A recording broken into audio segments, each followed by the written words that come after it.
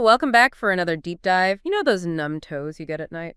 Especially if you're dealing with diabetes. Well, we found some research from Dr. Select, and it could have the answer you're looking for. It's something surprisingly simple. Oh, Wearing socks to bed. really? It might sound a little too good to be true, but there's actually some solid science behind it. Yeah, that's what I'm excited about. The article talks about better circulation as one of the main benefits. And I'm thinking, could this be the key to fewer of those uncomfortable numb toe episodes? Well, it's definitely possible. When your feet are warm, your blood vessels relax, and that means better blood flow.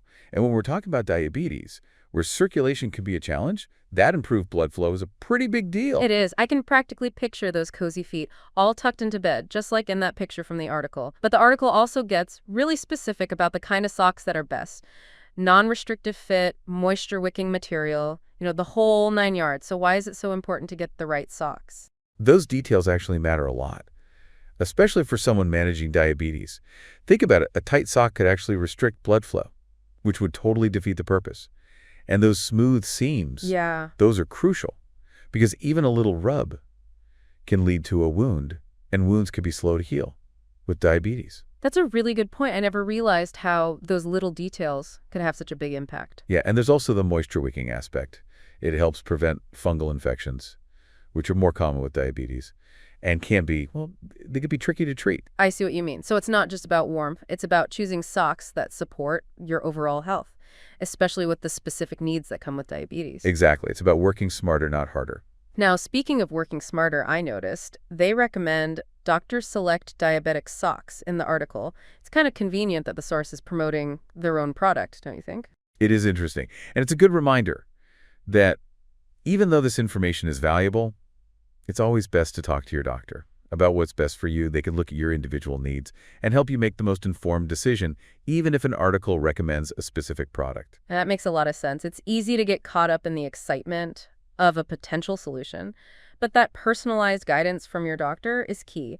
What I'm really curious about, though, is whether wearing socks to bed is right for everyone with diabetes. Because the article does mention some situations where it might be best to skip the socks, right? You're right. It's not a one-size-fits-all solution if you tend to overheat at night. For example, socks could actually make you uncomfortable. Or if you have an infection or are dealing with swelling, socks could actually make those issues worse. So even though there are potential benefits, it sounds like tuning into your body and recognizing what works best for you is just as important as the socks themselves. Absolutely.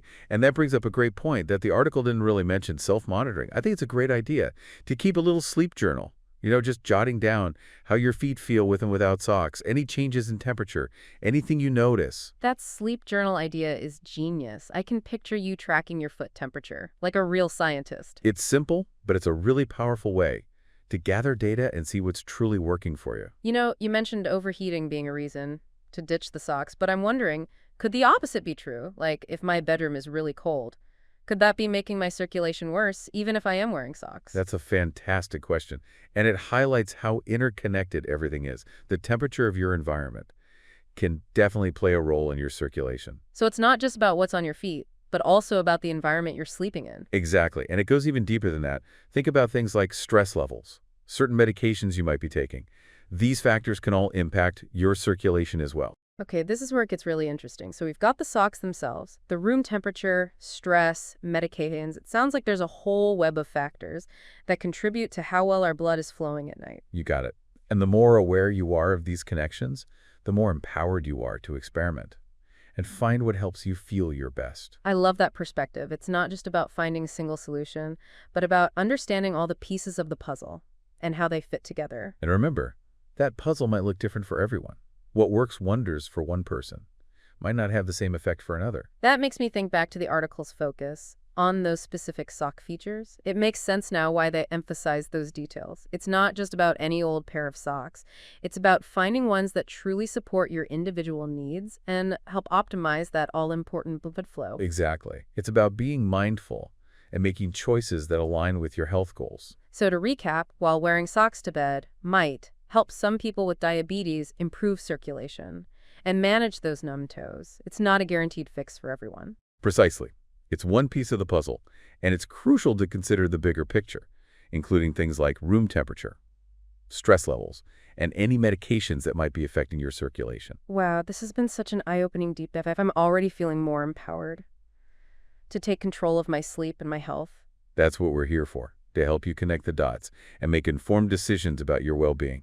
Well said, and a huge thank you to you for sharing your expertise. And to you, dear listener, for joining us on this fascinating journey into the world of warm feet, sweet dreams, and healthier living. Sleep well. Until next time, I feel like we've just scratched the surface of all the things that can affect our feet at night. It is fascinating. We often get so focused on what we're doing, to manage our health, but sometimes it's the things we're not doing, like just adjusting the thermostat, that can make a big difference. That's so true. And actually, that makes me think the article didn't really talk about other solutions besides socks. What about things like a foot massage before bed? Could that help with circulation too? That's a great question. And yeah, a gentle massage can definitely help get the blood flowing and relax those muscles. So it's like we have all these options. We could try the socks, mess with the thermostat, maybe add in some foot massage. And don't forget that sleep journal. It can really help you figure out what's working best for your body. If you track how you feel with all these different approaches. I'm loving this sleep journal idea more and more. It makes me think, beyond temperature and comfort, could things like stress or anxiety also affect circulation in our feet? That's a really interesting thought. And you're totally right. When we're stressed, our bodies go into that fight or flight mode. And that could actually make our blood vessels constrict. So even if I've got the perfect socks and the room is the perfect temperature, if I'm lying there stressing about everything, it could be making things worse. It really is all connected. Our physical and mental states are constantly influencing each other. This has been so eye-opening. We started with this simple question about socks, and now we've learned so much about how to create a sleep environment that supports our overall well-being. That's the amazing thing about taking a deep dive. We start with a topic and end up uncovering so much knowledge that can help us make better choices. You said it. So for our listeners out there who are curious about socks and diabetes, what would be your biggest takeaway for them? I would say, even though wearing socks to bed might help some people manage their numb toes, it's important to remember that it's not a cure-all. It's just one part of a bigger picture. You also have to think about things like room temperature, stress management, and even how certain medications might be affecting your circulation. So it's about taking a holistic approach, looking at everything, not just focusing on one solution? Exactly. It's about taking control of your health by understanding all the different factors at play. I love that. Well, this has been an incredible deep dive, full of surprises and wow moments. It's been great exploring this with you. And of course, a huge thank you to you, our listeners, for coming along on this journey with us. We hope you're leaving with a few new ideas and maybe a better understanding of how to prioritize both your warm feet and sweet dreams. Sleep well. Until next time. It's incredible how many different things we've uncovered that can impact our foot health at night. It really shows you how important it is to look at the whole picture, right? It's not just about finding one solution. It's about understanding how everything works together. You're so right. And it makes me wonder, are there any other things our listeners should be thinking about to make their sleep environment better for circulation, besides what we've already talked about, of course? Well, one thing that comes to mind is hydration. Making sure you're drinking enough water throughout the day can actually have a big impact on blood flow. Oh, wow. So even something as simple as drinking water can make a difference. Absolutely. And you know what else? What you eat can play a role too. A healthy diet that supports your heart and your circulation is really important. It's fascinating how everything is connected. It's not just about what we do right before bed, but all those daily habits that affect our overall health. Exactly. It's about creating a lifestyle that supports good circulation all day and all night. When we first started talking, I thought we were just going to be talking about socks.